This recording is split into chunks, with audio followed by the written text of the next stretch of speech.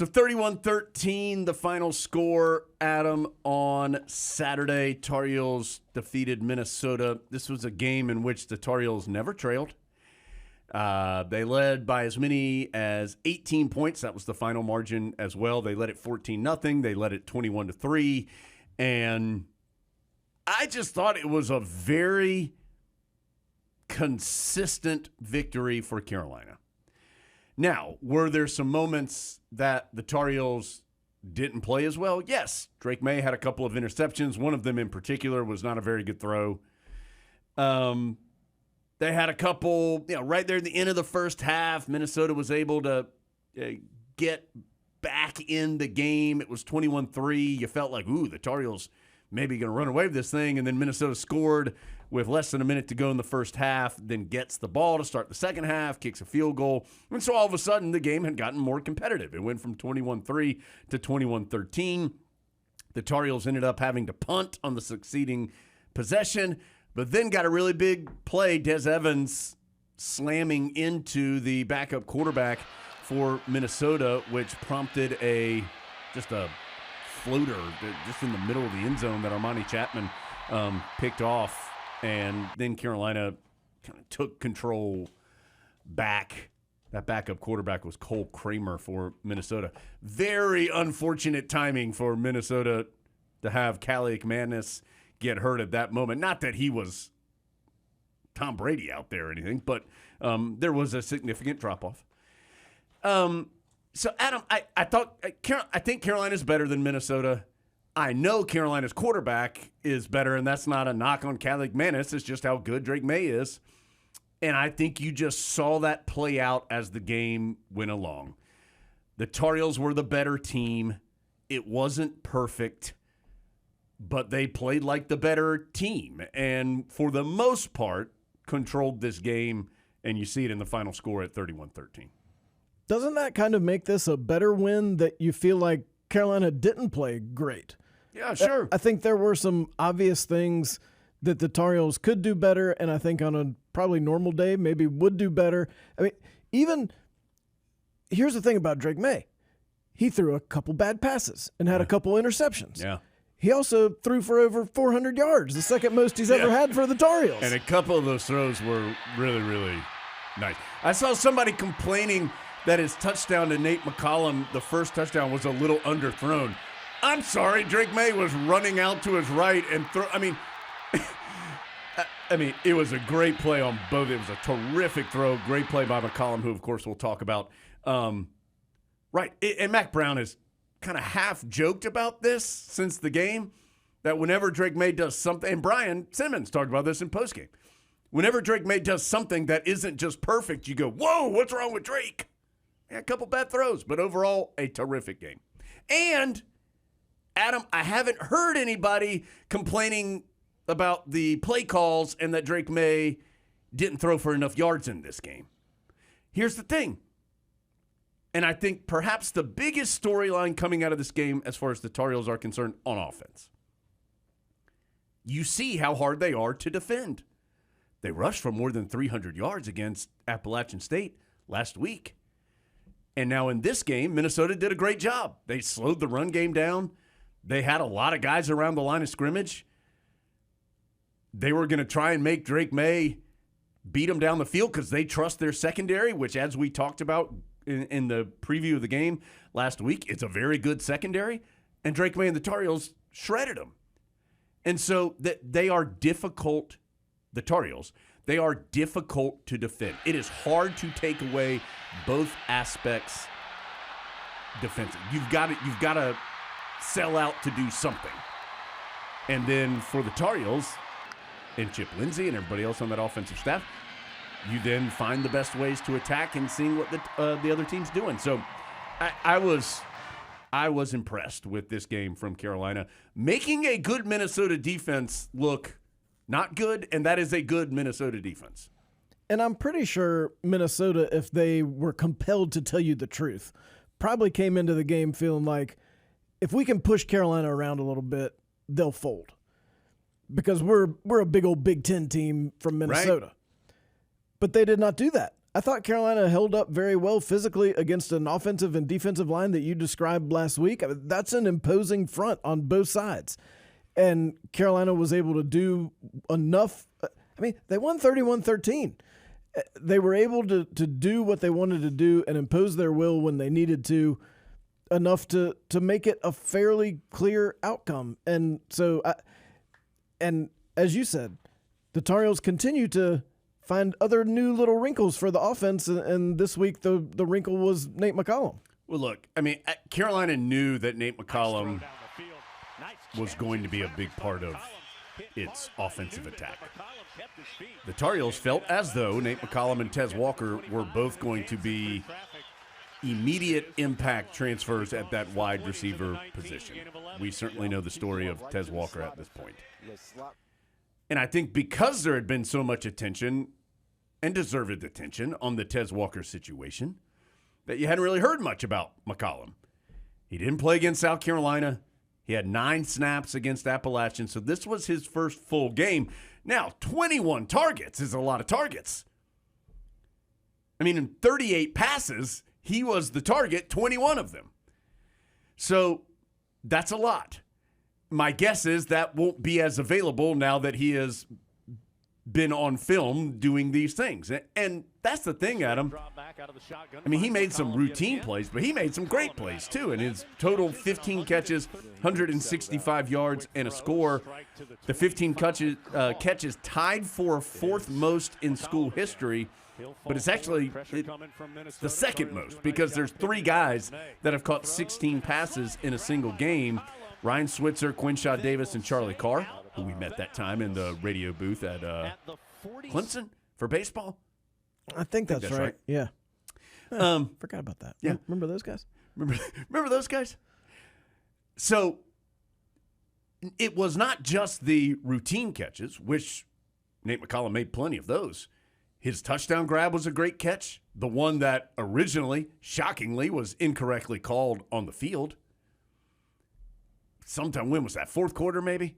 Early 4th quarter, where he made that grab. I mean, that was a big-time catch. Dragging his foot in bounds right there on the Tar Heel sideline. He made some really high degree of difficulty grabs as well. And so, again, I'm Pittsburgh and other schools that Carolina plays will be more aware of Nate McCollum than Minnesota was, simply because he hadn't been out there for them. And so I would not expect him to get 21 targets every single game. But, man, he was active and performed at a very high level in this one. I thought it was interesting that from drive 1, Chip Lindsey wasn't really trying to make it a secret. This is going to be the get Nate McCollum some touches game. And the Tar Heels set out doing that immediately, and you thought, well, I don't know if this pace can continue. But it did because he kept getting open. Drake Maye kept finding him. We've said on here before, he did catch 60 passes that were thrown by Jeff Sims. Yeah. I mean, that's a little different than a Drake Maye pass. So now, did you think he was going to catch a quarter of those in one game? Probably not. It does really make you think, what if the Tar Heels had 2 Nate McCollums? I know, yeah. I mean, Tez Walker, yes. I mean, Tez Walker is, and this is nothing against Nate McCollum, Tez Walker is taller and faster than Nate McCollum and would have been, obviously, a big help on the outside. But I think Carolina certainly excited that Nate McCollum's back, and you can see that he is going to impact Carolina's offense. Adam, I thought it was interesting, and we'll talk some defense here in a second. Carolina didn't run the football once in the 3rd quarter. Not one run. There was a sack, but not one called run in the 3rd quarter because it was so hard to run. And I don't know, Adam, Mac Brown talked about it some on Monday. You know, he said there's a difference between trying to be tough and, you know, just say, hey, you keep pounding your head against this brick wall, and then not being very smart. And so I'm not sure a lot of coaches would be okay with that. But Mac Brown 2.0 has proved to be very flexible, I think, in his mindset in things like this. Credit to Chip Lindsey. And I think the really good part, in addition to that, Adam, is that Carolina then came back and ran the ball effectively in the 4th quarter. They ran it 16 times in the 4th quarter for 76 yards. And so when the game was still in doubt, and not that it wasn't in doubt, but when it was still closer in the 3rd quarter, and they realized Minnesota was selling out so hard and it wasn't working to run between the tackles. Well, good news. You've got Drake Maye. And so Carolina was comfortable enough allowing him to throw literally every play in the third quarter, but then was able and confident enough to go back to the run game in the fourth quarter when the Tar Heels were trying to milk the clock a little bit more and run the game out and find a little bit more of that balance. And so impressive confidence in my mind shown by the coaches, and then the execution, of course, on the field as well. Because, Adam, you can't do that with every quarterback in college football, but you can do it with Drake Maye. In many ways, that is what a balanced offense is. Like, it's not necessarily the number of pass attempts being equal to the number of rush attempts. It's being able to do what you need to do when you need to do it. Yeah. Sometimes you may need to throw the ball quite a bit. Sometimes you may need to run the ball quite a bit and chew up a little bit of clock. Carolina was able to do both those things, and you got to think they feel really good at Kenan right now about the other team's going to have to take away something. Whatever they take away, what the Tar Heels have left, they've proven they can do. And so that's a great spot to be in 3 games into the season. I enjoyed one cool little play design where Drake Maye was in the pistol and he had Omari Hampton behind him and British Brooks to his left. Then they both went out and a little swing pass over to Hampton, but then you've got Brooks out there as a blocker. I just thought that was a cool little play design. Got, I think, 17 yards on that one. So just a cool play that we hadn't seen before. Brooks and Hampton back there together give you some different looks. The Tar Heels scored a touchdown on one of those kind of faking the pitch to Brooks and then giving it to Hampton up the middle, vice versa. And you've got 2 weapons. And I think the Tar Heels have done a pretty good job of showing that they're willing to use them in flexible ways. I'd almost flip it over to the defensive side. I thought Carolina played well in this game defensively. I mean, Minnesota ran for more yards than I think the Tar Heels would like for them to. They ran for 170 yards. That's still a pretty good number. But they were committed to the run. They ran it 31 times in this game. The passing attack was not equally effective for the Gophers. The 2 quarterbacks combined 11 of 30 with 2 interceptions. And a couple of things stood out to me. Again, this was a game where Carolina didn't get a lot of sacks. It only had 1, and that was Jacoby Cowan. But I thought they got pressure in this game. The interception, a great example. Des Evans, his pressure and physicality is what forced that interception. One of the bigger plays of the game. Now, Kelly McManus, I think, missed a couple throws. There were at least 2 that I can think of down the field that a more accurate throw would have resulted in a big play. But the good news is, this isn't the NFL. You don't have Drake Maye's not on every single team, and so you are going to have some missed throws in college football more so than the professional ranks. So 1, Carolina more pressure even though not a lot of sacks. 2, the ability to handle the sudden change on the interception that occurred deep in Tar Heel territory. Minnesota took over at the 16-yard line, and Carolina held them to a field goal. And I'm not going to – this question was asked to Mac Brown a couple of times, or to Mac Brown to Gene Chizik on Monday during the media sessions. If you include the onside kick by South Carolina, that's 5 sudden change moments where the Tar Heels have 4 interceptions and that onside kick.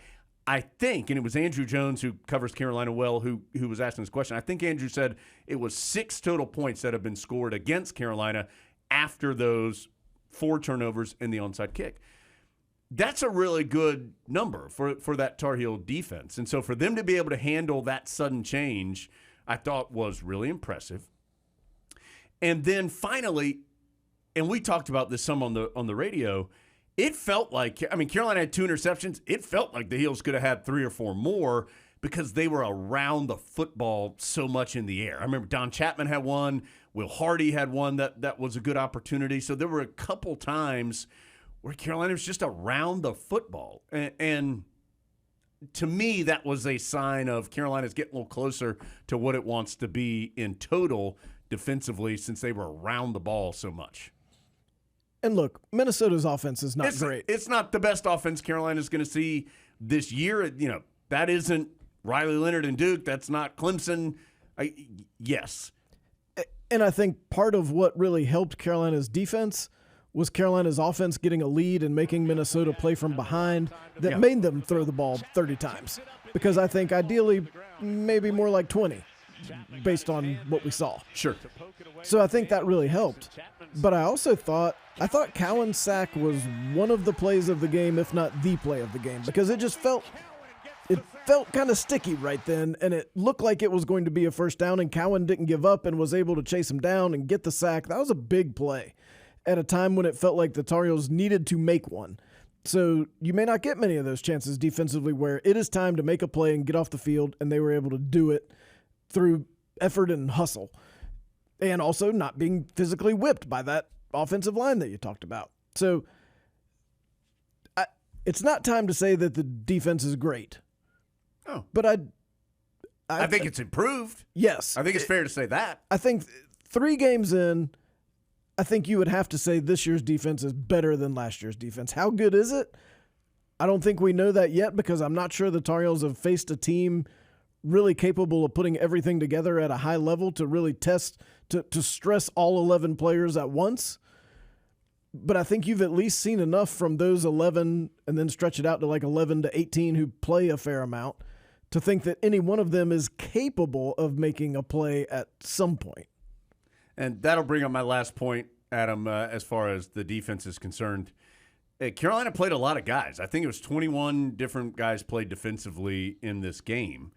And you saw a little bit of that depth in the secondary. Armani Chapman had an interception and 3 passes that he broke up. Stick Lane, the Georgia State transfer, played in this game a lot more than he had. Well, he hadn't played in the first 2, so he had to play a lot more. Will Hardy, they continue to work him in at the safety position. Some of that is due to there were some guys that were banged up during the game and things like that, but still, you trusted those guys to go out there and perform. We've talked there. I mean, Carolina's rotating 10 guys right now on that front 4. And I think Colby Cowan's a great example. Remember, Bo Atkinson had a couple big plays against South Carolina. So you are seeing some of those guys. Amari Campbell, who the coaches really like at linebacker, played a series or 2. So you are seeing some more guys play. This isn't Aaron Crawford and I can't even remember the other one who had to play like 98 plays against Virginia Tech that year when the game went to 6 overtimes.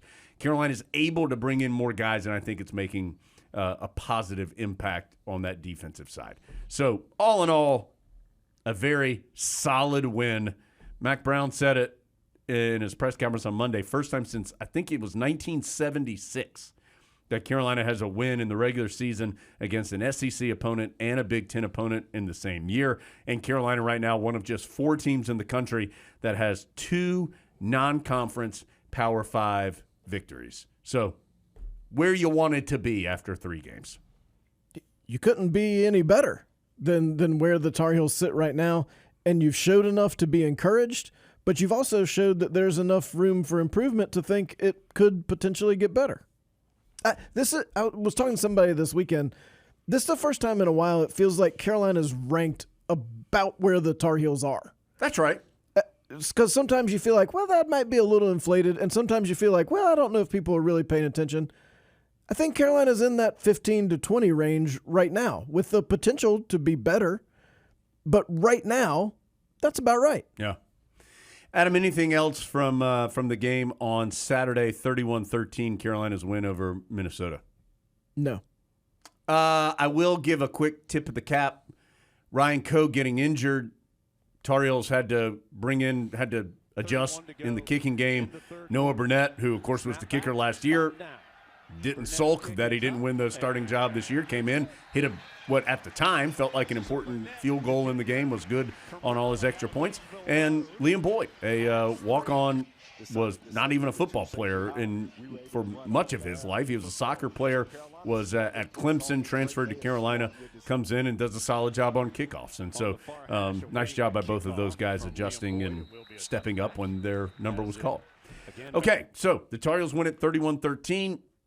They head to Pittsburgh for the first ACC matchup of the year. Tar Heels do have one more non-conference game that is later in the year against Campbell, but a lot of ACC action coming up for Carolina. And the Tar Heels have a bye week after this Pittsburgh game. So It'll be a physical game against Pitt. It always is. And this will have been a physical first month for Carolina. So a positive for the Heels to get into the bye week, it feels like. After this game, they'll see if they can do so with some positive feelings. They've lost their last 2 games at Pitt, both of them in overtime. So we'll see how it goes.